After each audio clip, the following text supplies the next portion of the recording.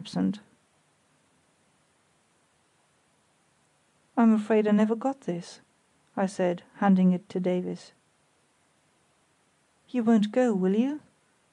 said he, looking, nevertheless, with concealed awe at the great man's handwriting under the haughty official crest. I discovered an endorsement on the corner of the envelope. "Don't worry, it's only the chief's fuss. M." I promptly tore up the envelope. There are domestic mysteries which it would be indecent and disloyal to reveal, even to one's best friend.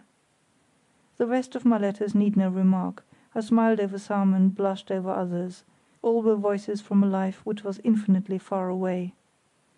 Davies, meanwhile, was in the foreign intelligence of a newspaper, spelling it out line by line and referring impatiently to me for the meaning of words. "Hallo!" he said suddenly. "Same old game. Hear that siren?" A curtain of fog had grown on the northern horizon and was drawing shorewards, slowly but surely. "It doesn't matter, does it?" I said. "Well, we must get back to the yacht. We can't leave her alone in the fog." There was some marketing to be done on the way back, and in the course of looking for the shops we wanted we came on the Schwannallee and noted its position. Before we reached the harbour the fog was on us, charging up the street in dense masses.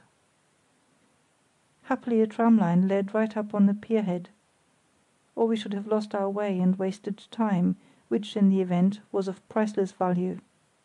Presently we stumbled up against the harbour office, which was our landmark for the steps where we had tied up the dinghy. The same official appeared and good-naturedly held the painter while we handed in our parcels. He wanted to know why we had left the flesh pots of the Vier Jahreszeiten. To look after our yacht, of course. There was no need, he objected; there would be no traffic moving while the fog lasted, and the fog, having come on at that hour, had come to stay. If it did clear he would keep an eye on the yacht for us. We thanked him, but thought we would go aboard. "You'll have a job to find her now," he said. The distance was 80 yards at the most, but we had to use a scientific method, the same one, in fact, that Davies had used last night in the approach to the eastern pier. "Row straight out at right angles to the pier," he said now. I did so, Davies sounding with his scull between the strokes. He found the bottom after 20 yards, that being the width of the dredged-out channel at this point.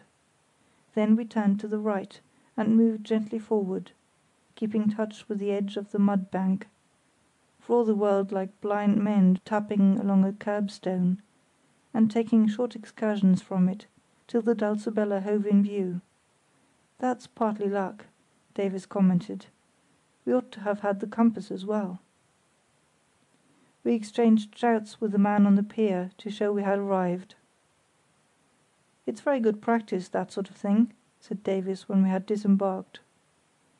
"You've got a sixth sense," I observed. "How far could you go like that?" "Don't know. Let's have another try. I can't sit still all day. Let's explore this channel." "Why not go to Memmert?" I said in fun. "To Memmert?" said Davies, slowly. "By Jove, that's an idea!" "Good heavens, man, I was joking. Why, it's 10 mortal miles." "More," said Davies, absently. "It's not so much the distance. What's the time? 10:15, quarter ebb. What am I talking about?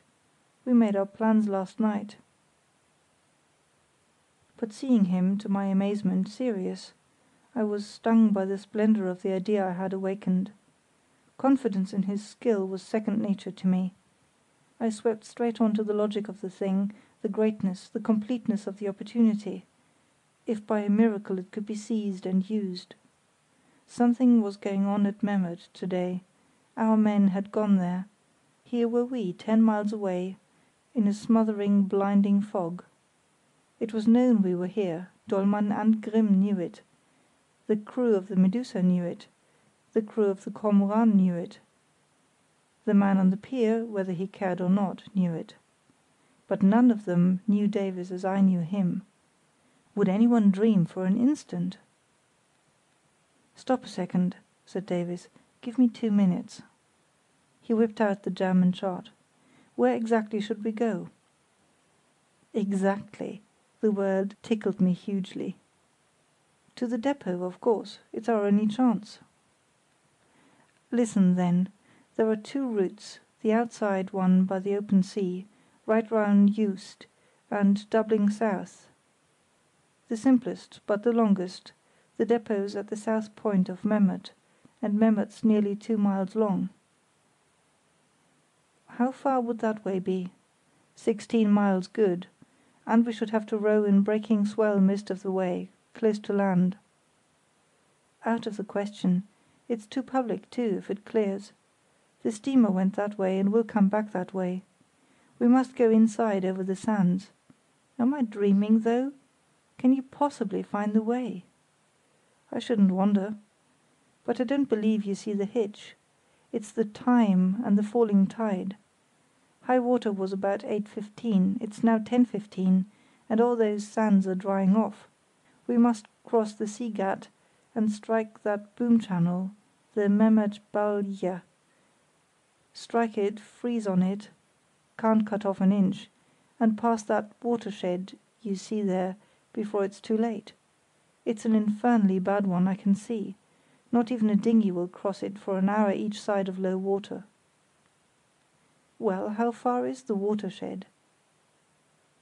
"Good Lord, what are we talking for? Change, man, change. Talk while we're changing." He began flinging off his shore clothes, and I did the same.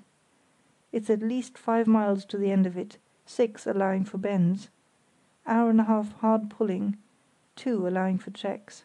Are you fit? You'll have to pull the most. Then there are 6 or 7 more miles, easier ones, and then, what are we to do when we get there?" "Leave that to me," I said. "You get me there." "Supposing it clears?" "After we get there? Bad, but we must risk that. If it clears on the way there, it doesn't matter by this route. We shall be miles from land." "What about getting back?" "We shall have a rising tide, anyway. If the fog lasts. Can you manage in a fog and dark?" "The dark makes it no more difficult, if we've a light to see the compass and chart by. You trim the binnacle lamp. No, the riding light. Now give me the scissors, and don't speak a word for 10 minutes. Meanwhile think it out, and load the dinghy. By Jove, though, don't make a sound.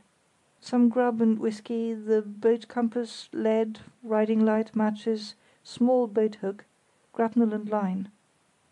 Foghorn? Yes, and the whistle too. A gun? What for? We're after ducks. All right. And muffle the rowlocks with cotton waste." I left Davies absorbed in the charts, and softly went about my own functions. In 10 minutes he was on the ladder, beckoning. "I've done," he whispered. "Now, shall we go?" "I've thought it out. Yes," I answered. This was only roughly true, for I could not have stated in words all the pros and cons that I had balanced. It was an impulse that drove me forward, but an impulse founded on reason, with just a tinge perhaps of superstition, for the quest had begun in a fog, and might fitly end in one. It was 25 minutes to 11 when we noiselessly pushed off. "Let her drift," whispered Davies. "The ebb will carry her past the pier." We slid by the Dulcibella, and she disappeared. Then we sat without speech or movement for about 5 minutes, while the gurgle of tide through piles approached and passed. The dinghy appeared to be motionless, just as a balloon in the clouds may appear to its occupants to be motionless, though urged by current of air. In reality we were driving out of the Riff Gat into the Sea Gat. The dinghy swayed to a light swell. "Now pull," said Davies, under his breath.